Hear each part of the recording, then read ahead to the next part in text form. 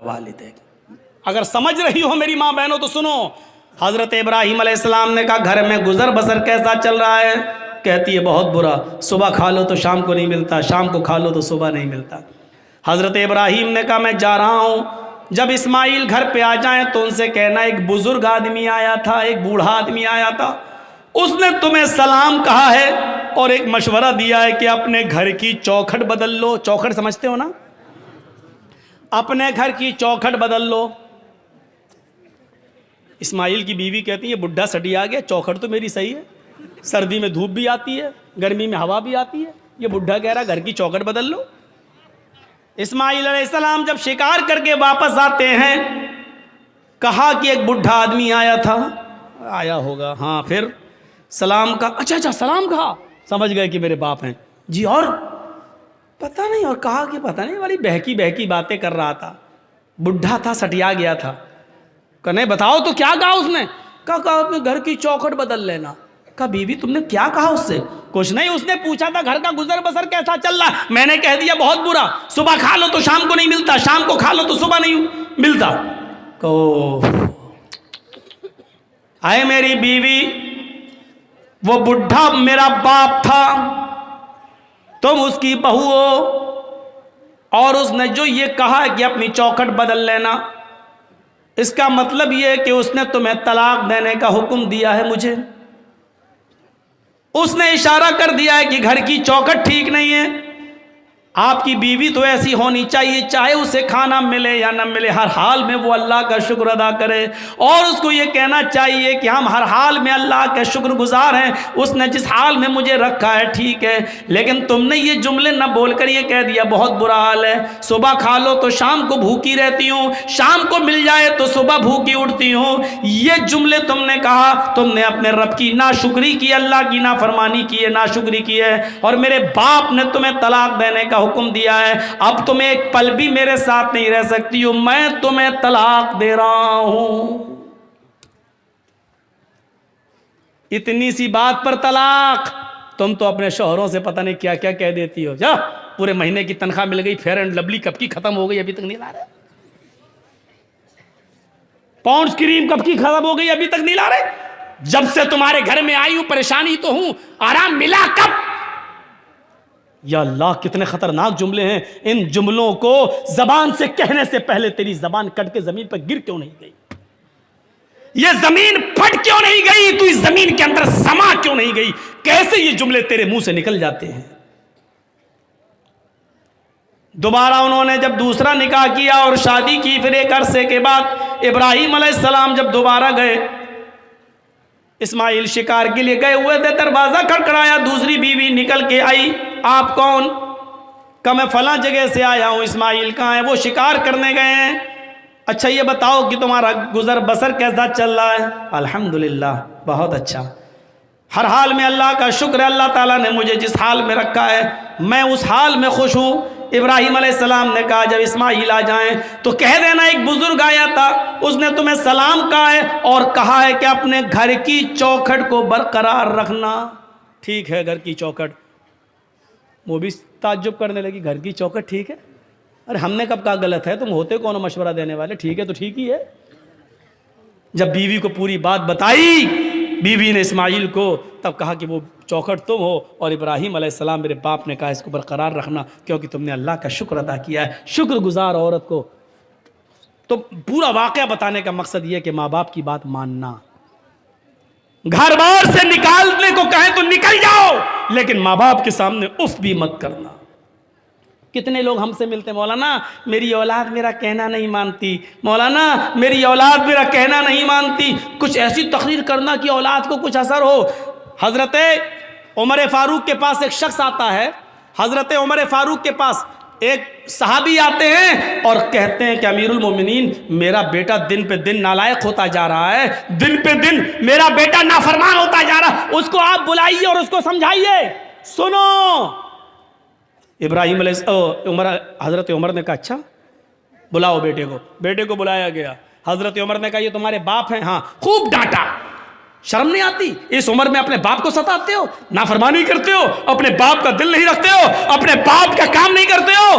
पूरा डांट चुके और जब थक गए डांट डांट कर हजरत उमर, तब बेटा बोला, अमीरुल मोमिनीन अगर समझा चुके हो तो मैं कुछ बोलूं? कहाँ बोलो क्या है, अब मेरी भी कुछ सुनेंगे? कहाँ बिल्कुल तुम्हारी भी सुनेंगे। कहा ये बताइए कि सारे हक बेटे का ही है कि बाप के लिए ये करे? बाप के ऊपर भी कुछ जिम्मेदारियां हैं कि नहीं? कहाँ हैं? कहा बताइए क्या है? हजरत उमर ने कहा 3 जिम्मेदारियां बाप के ऊपर सबसे पहले आयद होती हैं। पहली जिम्मेदारी है कि जब घर में बच्चा पैदा हो तो उसका अच्छा नाम रखा जाए। दूसरी जिम्मेदारी बाप के ऊपर यह आयद होती है कि जब वो 7 दिन का हो तो उसका अकीका किया जाए। तीसरी जिम्मेदारी बाप के ऊपर यह आयद होती है कि जब उसका बेटा बालिग हो जाए तो उसकी दीनदार और शरीफ घराने में उसका निकाह कर दिया जाए। ये 3 जिम्मेदारी बाप के ऊपर भी आयद होती है। अब लड़के ने कहा, अमीरुल मोमिनीन जरा मेरे बाप से पूछो इन तीनों कामों में से क्या काम किया मेरे साथ? अच्छा पूछो, इसने जब मैं पैदा हुआ तो नाम क्या रखा? हजरत उमर ने कहा क्या नाम है? उसने अरबी में एक जुमला बोला जिसका उर्दू में तर्जमा होता खटमल। क्या नाम है तुम्हारा? का खटमल है। कहिए नाम रखा मेरे बाप ने। 7वें दिन का हुआ, पूछो अकीका किया? नहीं किया। और जब बालिग हुआ तो मेरी शादी भी कर दी, पूछो दीनदार लड़की से की? कहा कैसी लड़की से की? कहा डायन से कर दी। वो हमें इसके खिदमत ही नहीं करने देती है, वो कहती है हट, नहीं तेरा बाप बाप ने चल, वो हमें समझने ही नहीं देती। जब मेरे बाप ने ही मेरे हुकूक अदा नहीं किए तो मुझसे क्या उम्मीद रखी जाती है, रखी जा रही है। अब हजरत उमर ने बाप को डांटा। दोनों तरफ हैं इस्लाम के मामलात, लेकिन माँ बाप को एक दर्जा हासिल है। कुछ दुनिया में ऐसे लोग भी गुजरे हैं कि जब मामून रशीद का इताब आया, खलीफा, जब मामून रशीद का इताब आया तो यहया बरमकी और उसका बेटा फजल बरमकी और उसका बेटा यहया बरमकी, ये दोनों की दोनों मामून रशीद के इताब में आ गए और जेल में डाल दिए गए। फजल बरमकी और यहया बरमकी, बाप बेटे दोनों जेल में डाल दिए गए। बाप बहुत बूढ़ा हो चुका है, सर्दी की रात है, फजर की नमाज में बाप को वुजू बना के नमाज पढ़ना है। बेटा देख रहा है कि जेल में गर्म पानी का इंतजाम नहीं है, क्या किया जाए?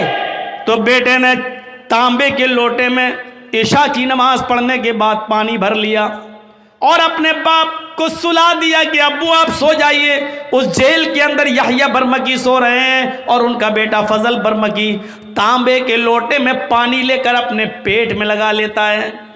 इशा की नमाज के बाद अपने पेट पर वो पानी के लोटा लगा लेता है, तांबे का लोटा, और फजर की आजान तक लगाता है कि पेट की गर्मी से इस ठंडे पानी में कुछ गर्मी आ जाए, इस तांबे के लोटे में कुछ हरारत आ जाए, और सुबह जब फजर की नमाज में मेरे बाप वुजू बनाए तो मैं थोड़ा गर्म पानी अपने बाप को दे सकूं।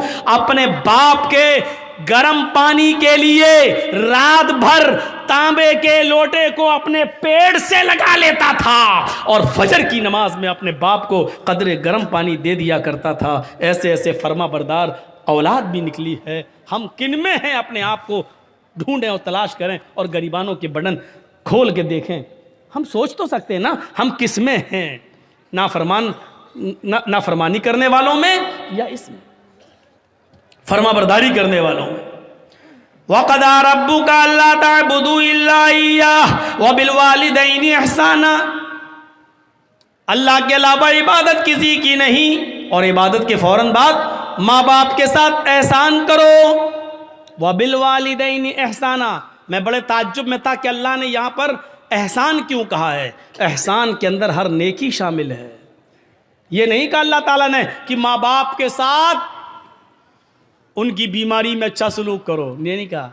ये नहीं कहा कि उनको खिलाओ, ये नहीं कहा, क्योंकि अगर कह देता खिलाओ तो एक ही माना होता। लेकिन अल्लाह ने क्या कहा, वबिल वालिदैनि एहसाना, एहसान करो। एहसान का मतलब अगर उनको दवा की जरूरत है तो दवा ला कर दो।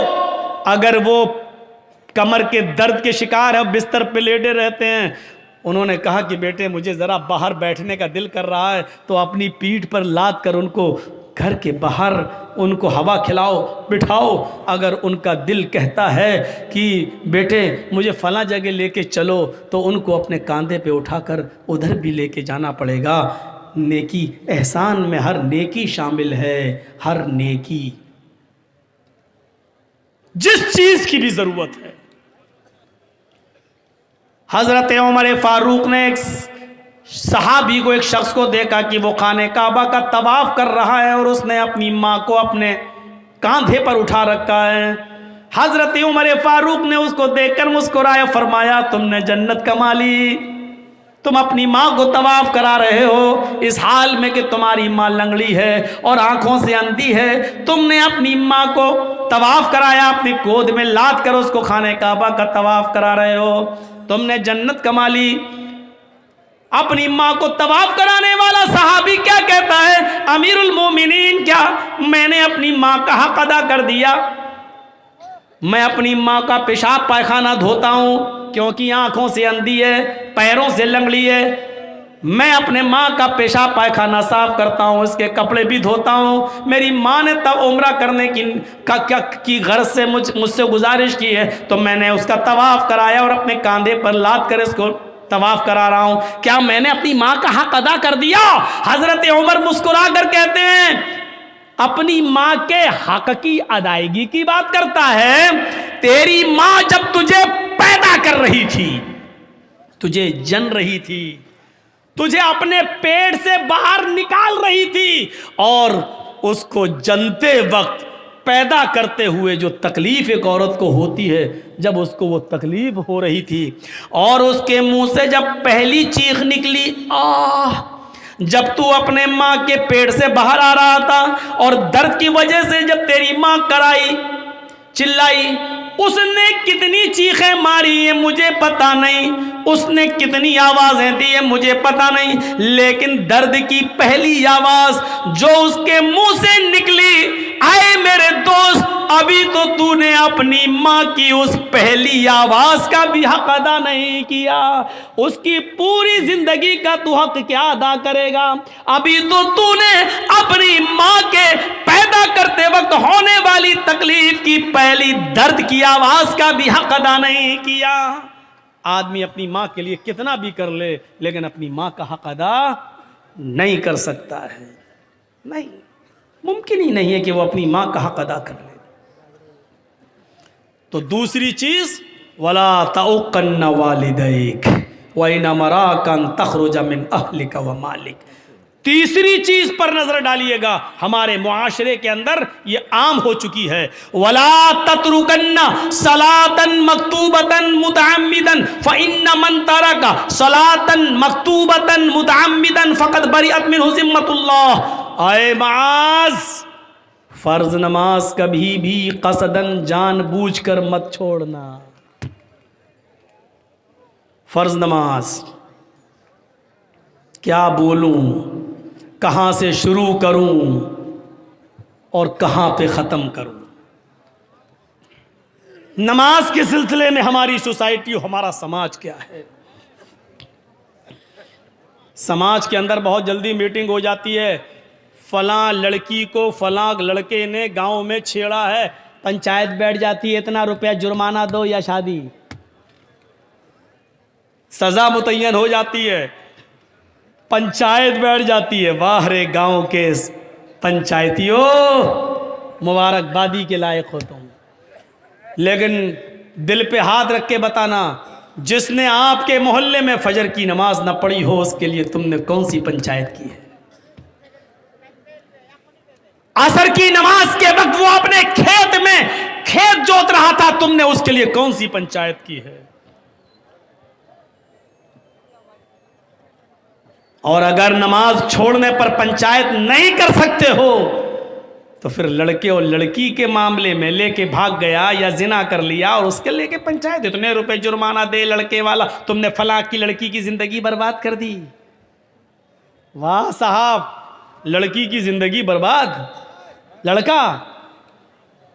मैंने कोर्ट के अंदर एक बहस में लेडी वकील की ये बहस सुनी है अपने कानों से कि जब वो लेडी वकील लड़के का मुकदमा लड़ रही थी और लड़के का मुकदमा जेंट्स वकील लड़ रहा था,